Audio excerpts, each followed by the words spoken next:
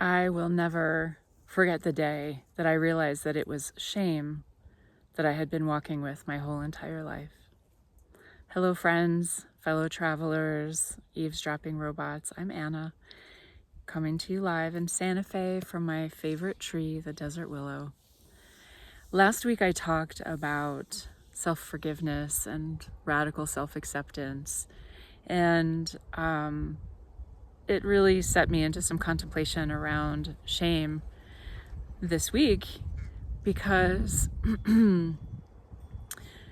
shame is such a pervasive feeling. And if you're anything like me, you could go most of your life without realizing that that was the thing that you were feeling, or that was the thing that you were running from, or that was the experience that was keeping you isolated or in separation, or just not fully showing up as yourself. So, I look back on my life experience, and I had some extremely humiliating experiences as a kid. I assume a lot of people felt that sense of humiliation.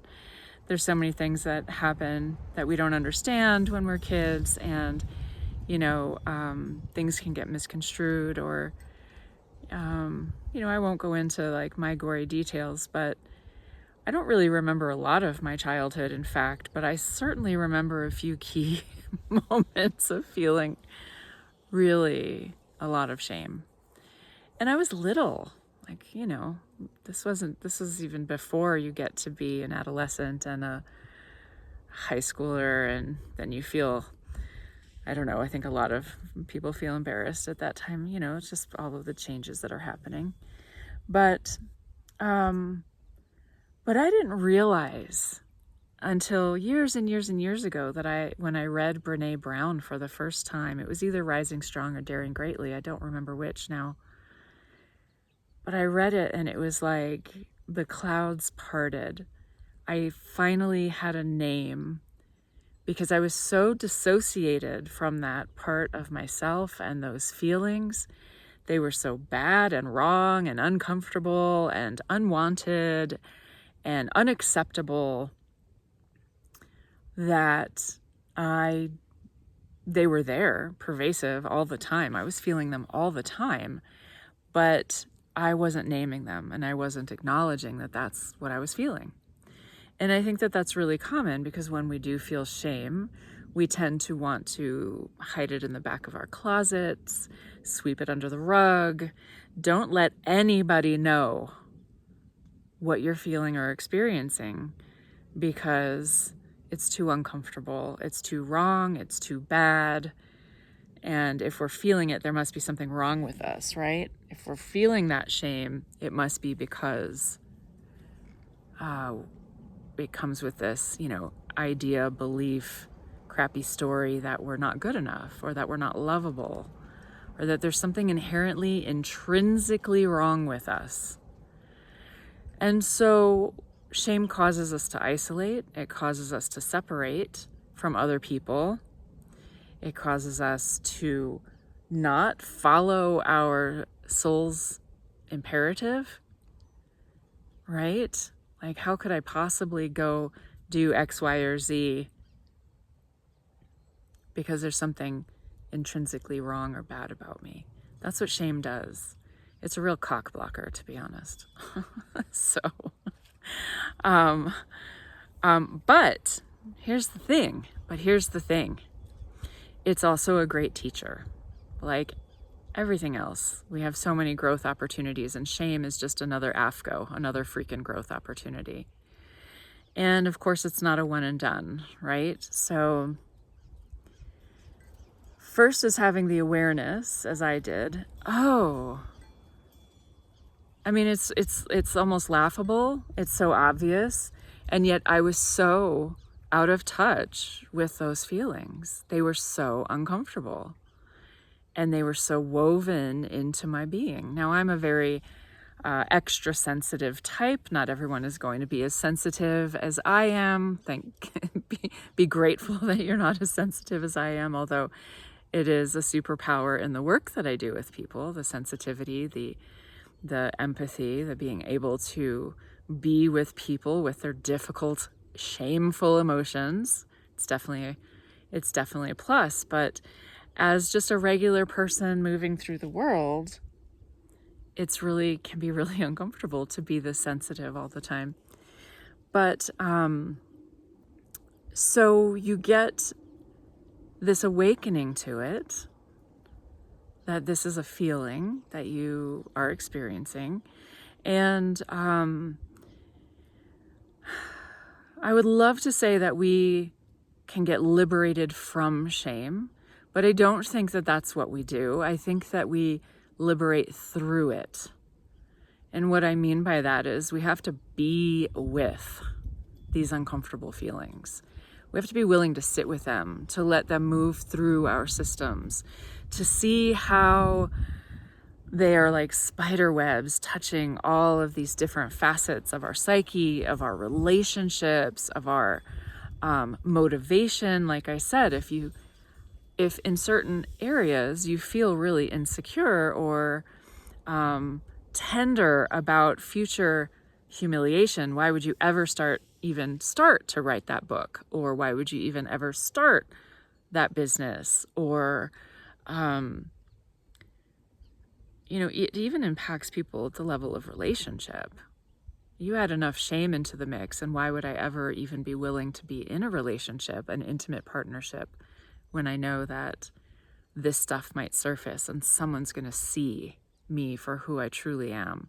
And these are all just stories, and we know that. We know that they're bullshit stories. But the shame is physiological. You can feel it in your body.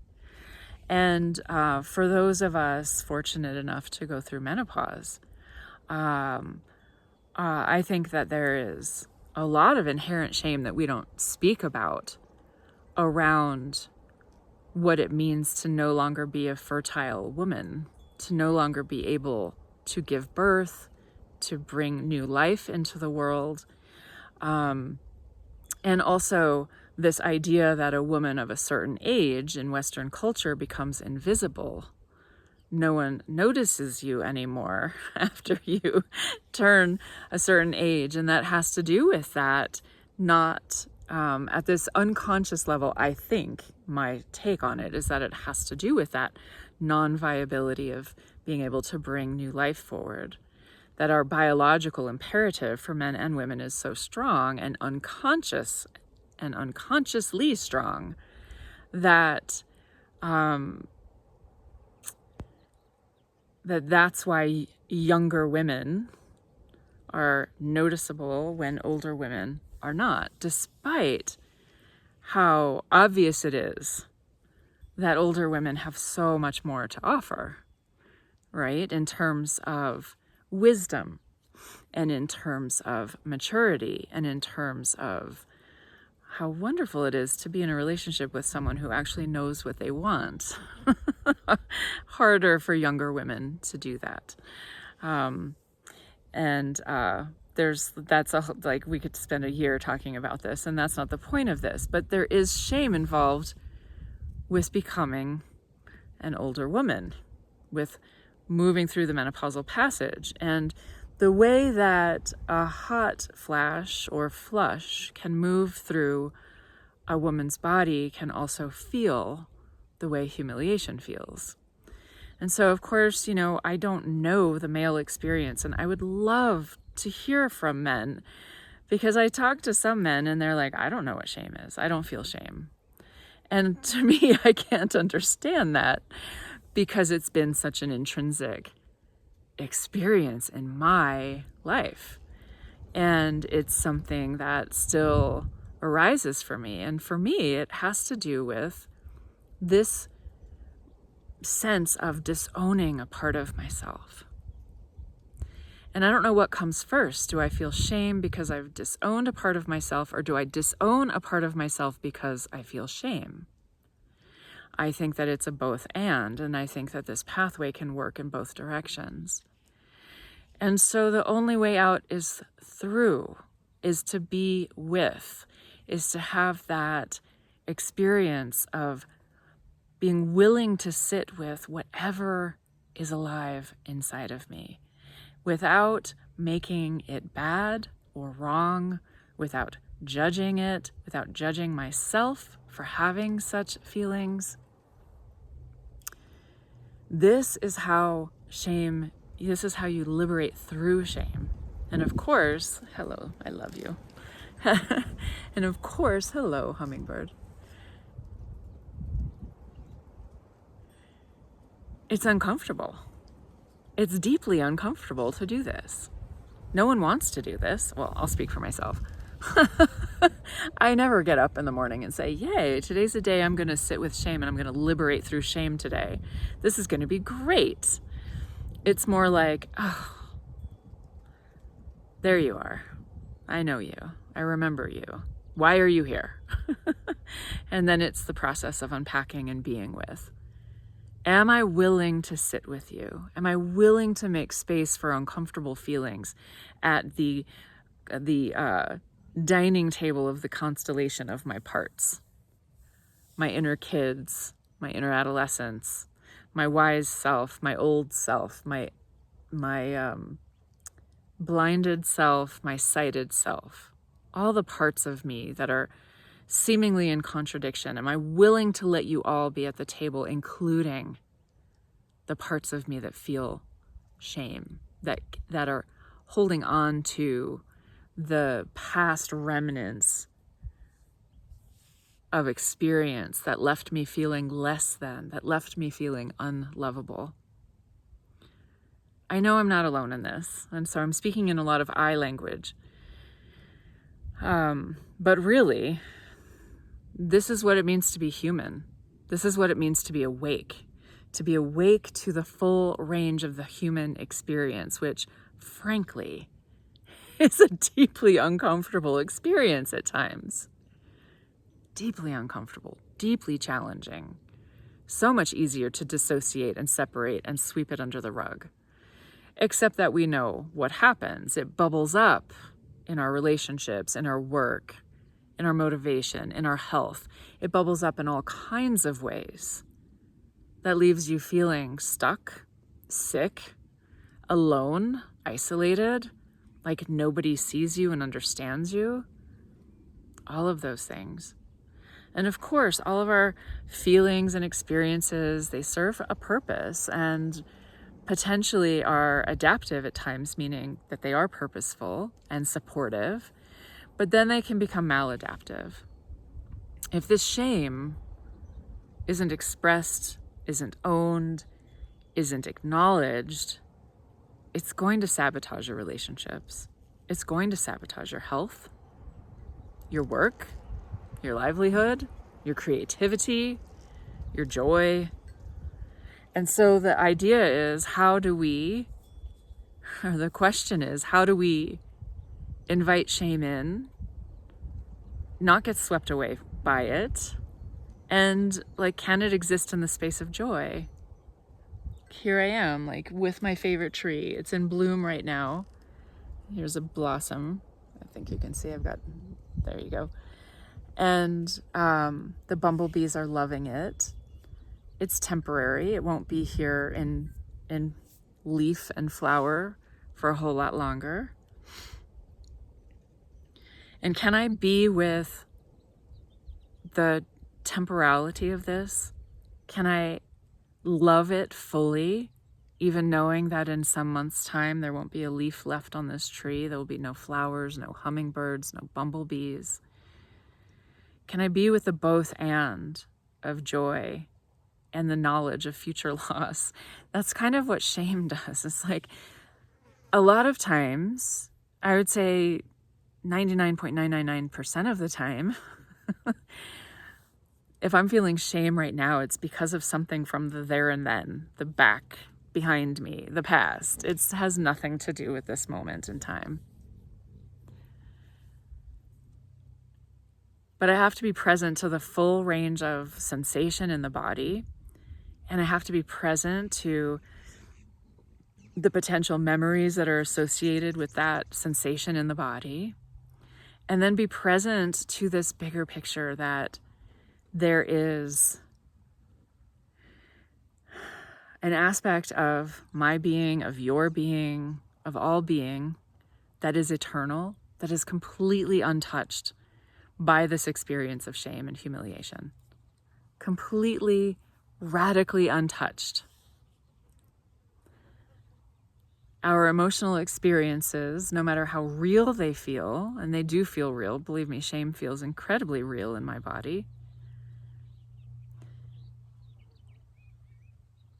They are not the true self. They are not the whole self. They are not the full self, the complete self.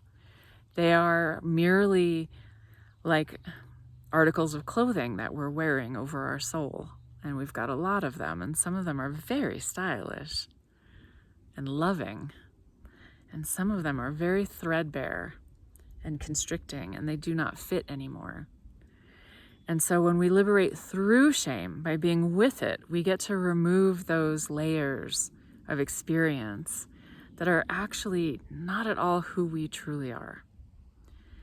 This is like deep, sacred soul work. It's so profound because the liberation is so profound. But it's also just not easy. And, again, nobody gets up every day and says, today's the day, I'm going to sit with my shame and it's going to be effing awesome. Yeah, it's like nobody said that. See how windy it got? Just because nobody has ever said that. I hope the wind isn't too distracting. Anyway, and then shame is the reason why self-forgiveness is even a thing. I talked about this last week about self-forgiveness and self-acceptance. If we didn't experience shame, and shame can be healthy, right? Like shame lets us know, for instance, that we screwed up and that we hurt somebody. When we feel shame after an action or a word or, something that we said or did, that's healthy because it's letting us know that we're out of alignment and out of integrity and we're out of love. Now, it's not healthy to beat ourselves up for the rest of our lives for it, right? You do not have to be good. You do not have to walk for 100 miles on your knees in the desert repenting. Own it. Apologize in a relational, meaningful way, which is saying more than I'm sorry. And then move on and thank shame for being there to support you in your awakening to becoming a being of greater love and greater integrity.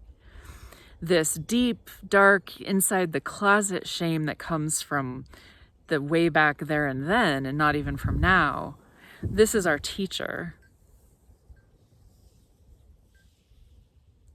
This is how we liberate, is by being with, allowing it to be there, letting the charge of those uncomfortable emotions discharge and dissipate so that they no longer have control over you. And again, plug for energy healing.